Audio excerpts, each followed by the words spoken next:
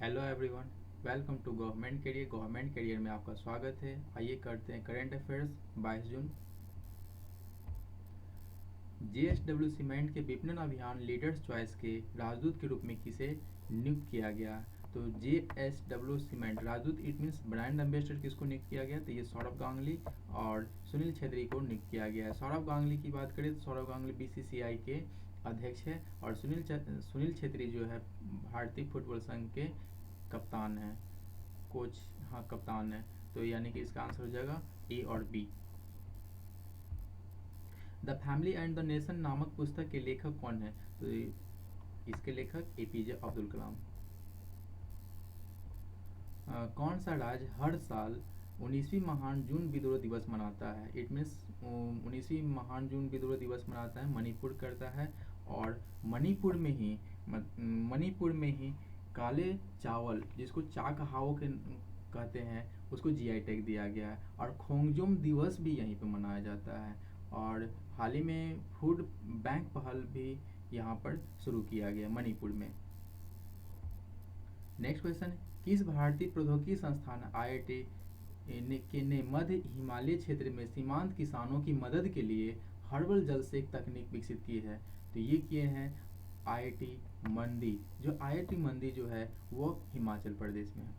केंद्र सरकार ने किस राज्य के लिए जल जीवन मिशन के कार्यान्वयन के लिए 2829 रुपये का फंड प्रदान की मंजूरी दी है? तो ये की है महाराष्ट्र सरकार ने की है। तो महाराष्ट्र में की बात करें तो महाराष्ट्र में मी अन्नपूर्णा पहल का शुरुआत भी किया गया है। और महाराष्ट्र का जो तारापुर आणविक पावर स्टेशन भी महाराष्ट्र में है। तिरोड़ा थर्मल पावर स्टेशन भी महाराष्ट्र में है। और अमरावती थर्मल पावर स्टेशन भी महाराष्ट्र में है। तो महाराष्ट्र के बारे में इतना। नेक्स्ट, भारतवर्ष 2021 के किस महीने के दौरान संयुक्त राष्ट्र सुरक्षा परिषद यूनाइटेड नेशन सिक्योरिटी काउंसिल की अध्यक्षता करेगा? तो ये भारत कब करेगा? 2021 में अगस्त के माह में इसकी अध्यक्षता करेंगे। और यूएनएससी की बात करें तो यूएनएससी का हेडक्वार्टर न्यूयॉर्क सिटी यानी यूएस में है। और इसमें यूएनएससी में यूनाइटेड नेशन सिक्योरिटी काउंसिल में 15 मेंबर है। और इसका एस्टेब्लिश जो हुआ था 1945 में हुआ था। किस राज्य केंद्र शासित प्रदेश ने राज्य के स्कूल में ऑनलाइन कक्षाओं के लिए फर्स्ट बेल पहल का शुरुआत किया? फर्स्ट बेल पहल का शुरुआत किया है तो केरला सरकार किए हैं, केरल की सरकार किए हैं। तो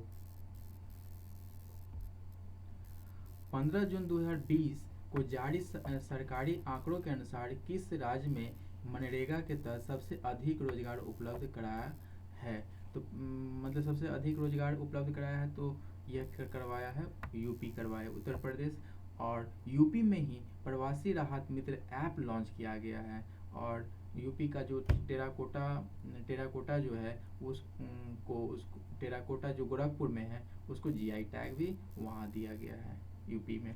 और यूपी में Narora, Rihand, Anpara thermal power station है। और यहाँ का जो लाइन सफारी जो है वह यूपी के इटावा में जो थर्मल पावर स्टेशन है उसका अनावरण किया गया।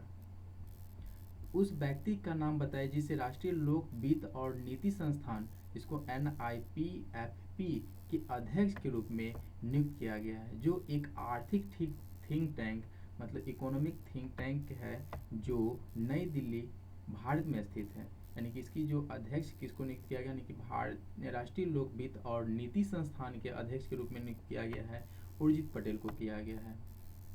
और उर्जित पटेल जो है वो RBI के पूर्व गवर्नर भी रहे हैं। उस भारतीय कंपनी का नाम बताइए जो बाजार पूंजीकरण की अवधि में $1.5 बिलियन तक पहुंच गई है। और बाजार पूंजीकरण के मामले में भारत की पहली 1.5 बिलियन कंपनी बन गई है। तो ये बनी है रिलायंस इंडस्ट्री लिमिटेड बनी है। और रिलायंस इंडस्ट्रीज जो है वह रिलायंस इंडस्ट्रीज मुकेश अंबानी की एक कंपनी है। संयुक्त राष्ट्र किस दिन विश्व शरणार्थी दिवस मनाता है? तो ये मनाता है 20 जून को मनाता है। और इसका जो थीम था every action counts, every action counts. अनुभवी अर्थशास्त्री और 10वें वित्त आयोग के सदस्य का नाम बताइए जिनका हाल ही में निधन हो गया। तो जो इनका निधन हो गया, बीपीआर विट्ठल का निधन हो गया है। पीएम नरेंद्र मोदी ने हाल ही में वाणिज्यिक खनन के लिए 41 कोयला ब्लॉकों की 2 चरण की इलेक्ट्रॉनिक नीलामी शुरू की है। कोयला मंत्रालय ने किस संगठन के साथ मिलकर ई नीलामी शुरू की है? तो ये जो किए हैं ई नीलामी शुरू किए हैं, तो यह फिक्की के साथ किया है, यानी federation of Indian chamber of commerce and industry. तो फिक्की के साथ ये किए हैं।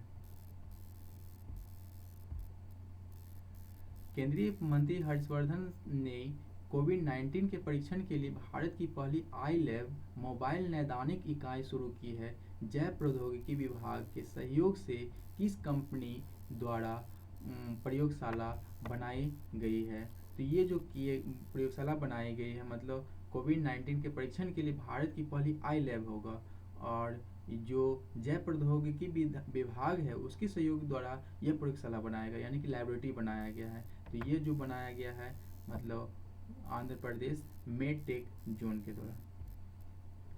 टाटा पावर ने किस राज्य के साथ 100 मेगावाट सौर परियोजना विकसित करने के लिए समझौता किया है? तो यह महाराष्ट्र के साथ किए हैं।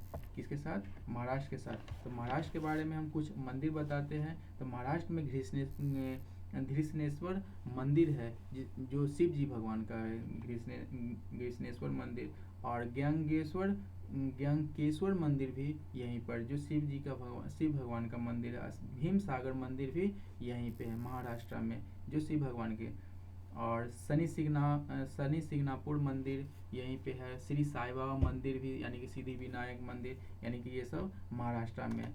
और चंदौली, नवेगांव, टाडोबा, पेंच, ये सब नेशनल पार्क भी वहीं पे है। यानी फिर अगेन चंदौली, नवेगांव, ताडोबा, पेंच, ये सब नेशनल पार्क है जो महाराष्ट्र में स्थित है।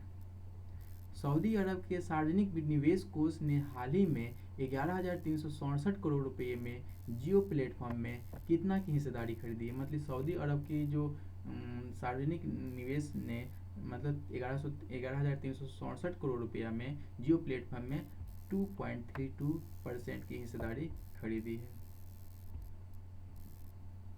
Thank you for watching